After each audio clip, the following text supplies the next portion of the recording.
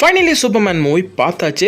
James கன் என்னத்தை cook பண்ணிருக்காருன்னு கேட்டீங்கன்னா absolute சினிமான்றது தான் இப்போதைக்கு குக் பண்ணிருக்காரு. படம் உண்மையாக சூப்பரா இருக்கு. காமிக் அண்ட் அனிமேஷன்ல பார்த்து செம பிரைட்டான கலர்ஃபுல்லான ஒரு சூப்பர்மேன் படத்தை தான் நம்ம ஜேம்ஸ் கன் நம்மளுக்கு கொடுத்துருக்காரு. சரி வாங்க மூவியோட ரிவ்யூ பார்த்துருவோம். ஃபர்ஸ்ட் மூவியோட பிளாட் என்னன்னு பார்த்தோம்னா சூப்பர் ஹீரோஸும் சூப்பர்மேனும் எக்ஸ்டாப்ளிஷ்டா இருக்கிற ஒரு வேர்ல்டுல தான் நம்மளோட ஸ்டோரி நடக்குது. தேர்ட் இயர்ல இருக்காரு நம்ம சூப்பர்மேன். இந்த வேர்ல்டையும் மெட்ரோபாலிஸையும் நிறைய பிரச்சனைல இருந்து காப்பாத்திக்கிட்டு ஒரு சக்சஸ்ஃபுல்லான சூப்பர் ஹீரோ லைஃப் தான் லீட் பண்ணிக்கிட்டு இருக்காரு. ஆனா சூப்பர்மேனை ஹெவியா ஹேட் பண்ணக்கூடிய லெக்ஸ் லூத்தர் சூப்பர்மேனை மென்டலா பிசிக்கலா டேக் டவுன் பண்ணி அவரை நேசிக்கிற மக்களை அவரை வெறுக்க வச்சு அவரை பார்த்து பயப்பட வச்சு அதுக்கப்புறம் தான் சூப்பர்மேனை போட்டுதலும்னு சொல்லிட்டு இதுக்கு ஏத்த மாதிரியான பிரச்சனைகளை சூப்பர்மேனுக்காக உருவாக்கி அதுல சூப்பர்மேனை நம்ம லெக்ஸ் லூத்தர் அழகா சிக்க வைக்கிறாரு. இந்த பிரச்சனை எப்படி நம்ம சூப்பர்மேன் சால்வ் பண்ண போறாரு, லெக்ஸ் லூத்தர் எப்படி டிஃபீட் பண்ண போறான்றதான் படத்தோட கதை. காமிக் புக் ஃபேன்ஸ் நம்ம என்ஜாய் பண்ணி இந்த படத்தை பார்த்திருப்பாங்க. கிட்டத்தட்ட காமிக் ஃபார்மேட் இங்க மூவியா தான் நம்ம பார்க்கிறோம். நல்லா இருந்துச்சு. காமிக்ல அனிமேஷன்ல வர சூப்பர்மேனை தான் நம்ம லைவ் ஆக்ஷன் சூப்பர்மேனை இப்ப பார்த்திருக்கோம். நம்ம பிரைட்டான கலர்ஃபுல்லான ஒரு சூப்பர்மேன் மெட்ரோபாலிஸை நம்ம கலர்ஃபுல்லாவே காமிச்சிருந்தாங்க. டேவிட் கன்ஸோட சூப்பர்மேன் போர்ட்ரேல்ன்றது இவரு தான் நம்ம காமிக்ல அனிமேஷன்ல பார்த்த சூப்பர்மேனை கண்மூடி கொண்டு நிப்பாடிந்தாரு. நம்ம பெஸ்டான பெர்ஃபார்மன்ஸ் கொடுத்திருக்காரு. இந்த படத்தை நோட் பண்ணீங்கன்னா கிளார்க் கென்ட்டுக்கும் சூப்பர்மேனுக்கும் டிஃபரன்ஸா டேவிட் கன்ஸோட வாய்ஸ் மாடுலேஷன் சேஞ்ச் பண்றது மூலமாவே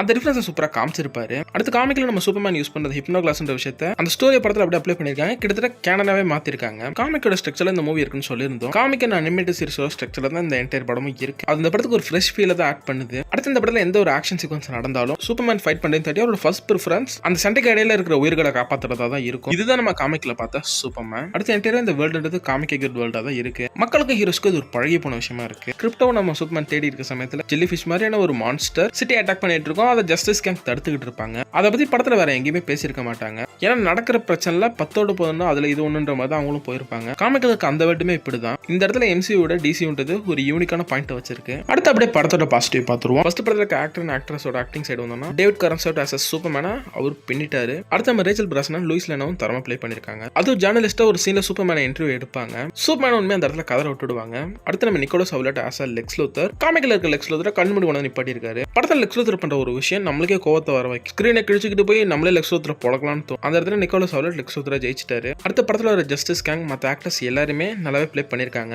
அடுத்த படத்துல சூப்பர்மேனுக்கு நிறைய சப்போர்ட்டிங் கேரக்டர்ஸ் இருக்காங்க. ஜேம்ஸ் கன் முடிஞ்ச அளவுக்கு ட்ரை பண்ணிருக்காரு.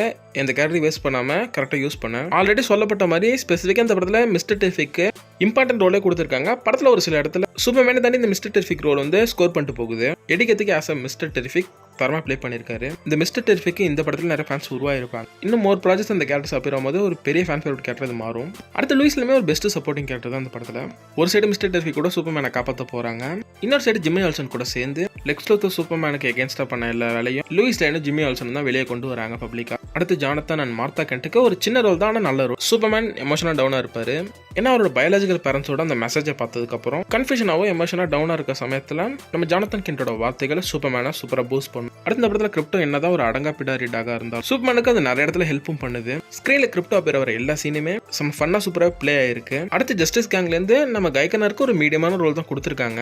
ஸ்கிரீன் டைம் கம்மியா இருந்தாலும் நேத்தன் ஃபில்லியன் கைகனரா தரமா பிளே பண்ணிருக்காரு. அடுத்த படத்துல மெட்டமார்ஃபாக்கும் உண்மையாக ஒரு நல்ல ரோல் இருக்கு. படத்தோட ஃபைனல் ஆக்ட்ல ஜஸ்டிஸ் கேங் ஜோஹான்பூரை காப்பாற்ற வருவாங்க. அது சிம்பிள் ஆஃப் ஹோப்ன்ற அந்த சீன் தான் இவங்க இங்க கொண்டு வந்திருக்கும். அந்த விதத்துல ஜஸ்டிஸ் கேங்க்கும் ஒரு இம்பார்ட்டன்ட் ரோல் இருக்க தான் செய்யுது. ஜியோ பாலிடிக்ஸ்மே இந்த படத்துல ஒரு மேஜர் ரோல் பிளே பண்ணிருக்கு. எத்தனை பேர் இது ரியல் வேர்ல்டு கான்ஃபிளிக்டோட மேட்ச் பண்ணி பாத்தீங்க படம் பார்க்கும்போது. அடுத்து அல்ட்ராமேன் அண்ட் இன்ஜினியருமே நல்லா யூஸ் பண்ணிருந்தாங்க. அவங்களுக்கான இம்பார்ட்டன்ஸும் ஸ்டோரியில இருந்துச்சு. இப்படி படத்துல இருக்க சப்போர்ட்டிங் கேரக்டர் எல்லாத்தையும் முடிஞ்ச அளவுக்கு நம்ம ஜேம்ஸ்க்கு நல்லாவே யூஸ் பண்ணிருக்காரு. அடுத்து டெக்னிக்கலா இது செம சவுண்டான படம். இது படத்துல இருக்க செட் பீஸ்ல எல்லாத்துலயுமே வேஃபெக்ஸ் அண்ட் சிஜி எல்லாமே டாப் நாச்சா தான் இருக்கு. அதே தாண்டி செட் பீஸ் எல்லாமே படத்துல சூப்பரா பிளேஸ் பண்ணப்பட்டிருந்தது. அடுத்த படத்துல இருக்க ரீமேக் ஸ்கோர் நல்லா இருக்கு. படத்துல சிம்பிள் ஆஃப் ஹோப்ன்ற ஒரு சீன்ல இந்த ஸ்கோர் செம கூஸ்பம்ஸா இருந்துச்சு. இந்த மூவிக்குன்னு ஒரு ஒரிஜினல் ஸ்கோர் இவங்க போட்டிருக்கலாம். அது மேன் ஆஃப் ஸ்டீல் மாதிரி யூனிக்கா இருந்திருக்கும். மிஸ் பண்ணிட்டாங்க. இருந்தாலும் ரீமேக் ஸ்கோரும் நல்லா தான் இருந்துச்சு. அடுத்த படத்துல நிறைய பேரோட கம்ப்ளைண்டா இருக்குது இந்த சூப்பர்மேன் டூ வீக்கா இருக்காருன்னு. ஏன்னா ஸ்கிரீன்ல ஹெவியா வத வாங்குறாரு இவரு. இது பாசிட்டிவா அமைஞ்சிருக்கு, நெகட்டிவாவும் அமைஞ்சிருக்கு. இந்த சூப்பர்மேனை ஃபியூச்சர்ல அழகா டெவலப் பண்ணலாம். கேரக்டர் வைஸும் ஸ்ட்ரென்த் வைஸும் எப்படி டெவலப் ஆகுறான்னு அழகா காமிக்கலாம். நம்ம ஓப்போட சூப்பர்மேனை பார்த்து பழகிட்டோம். அதான் இந்த அளவுக்கு அடி வாங்குற சூப்பர்மேனை பார்த்தோன்னே இது நம்மளுக்கு மைனஸா தெரியுது.